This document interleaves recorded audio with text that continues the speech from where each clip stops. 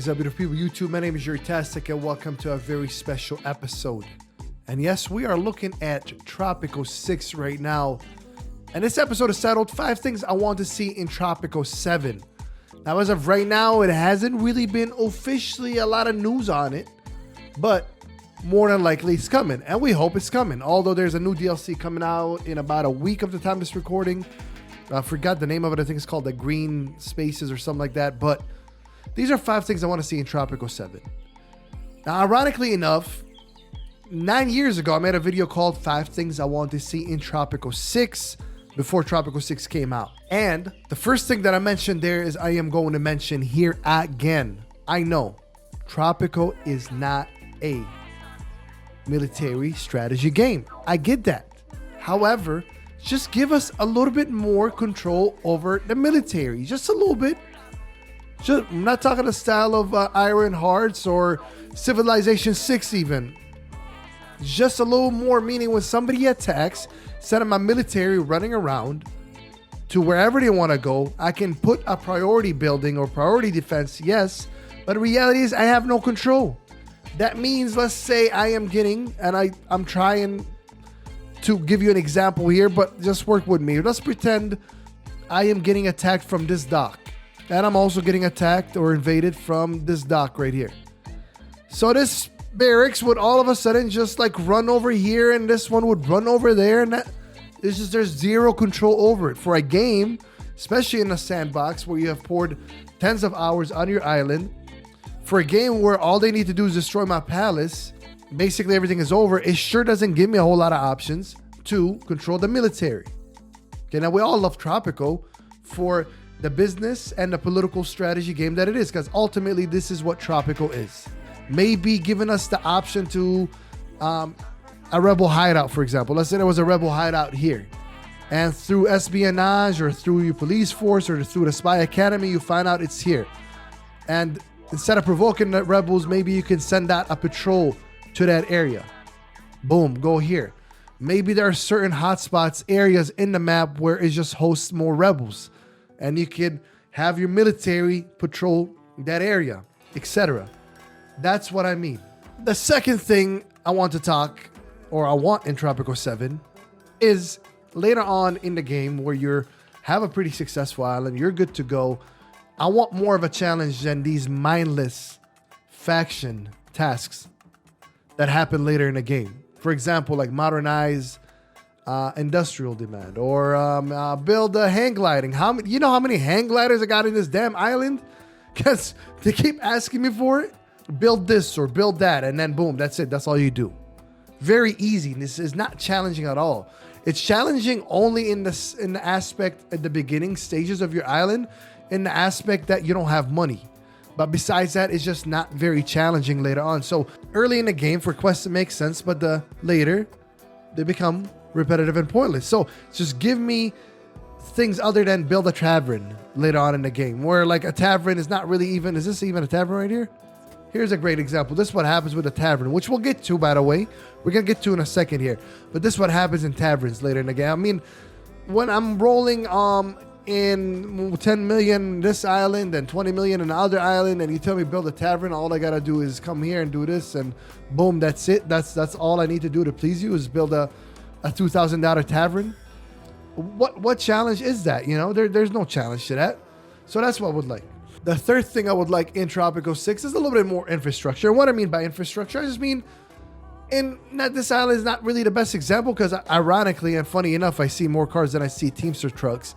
But you know what I'm talking about. At some point in your island, the streets literally have no cars. You just see Teamsters trucks. And everybody's either walking or taking the metro or.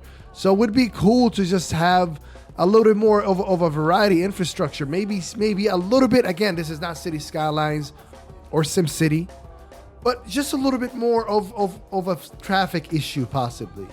A little bit more variety with what we're seeing with the infrastructure.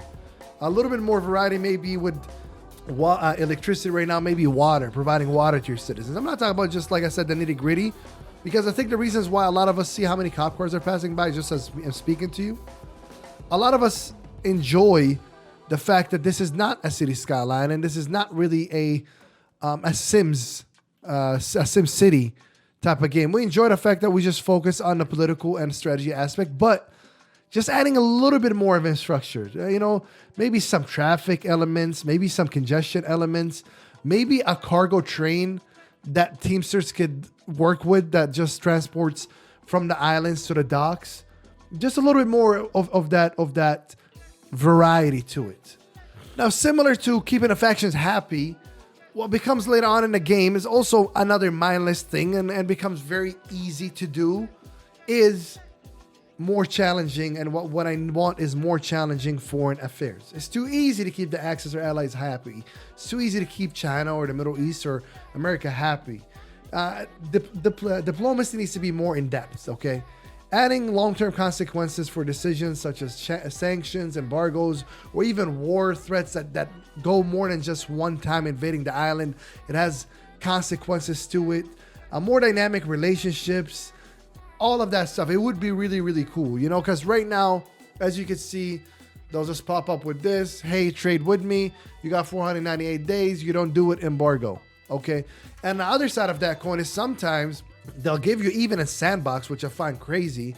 They'll give you like an option, like if you don't do this demand, then they're going to invade you and wipe your island out and you lose the sandbox. That makes no sense. So right now, if we look at this, I mean, really all I need to do is just do a few things here and there and then give this guy 5,000 and boom, I'm a 99 relationship. Give this guy 5,000, I'm an 82 relationship. Give this guy 5,000, I'm in a 52 relationship. It's not that difficult. Again, the longevity of it I'm talking about. Yes, it's all about the grind, and this is not as easy early on in the game, and it's easier now, but it would be nice. Now, the fifth thing that I want and would be really cool, let's go into edicts, is more edicts and national events, right? The edicts actually for what it is, what I mean by more edicts, I mean in the national events, in the international events hemisphere.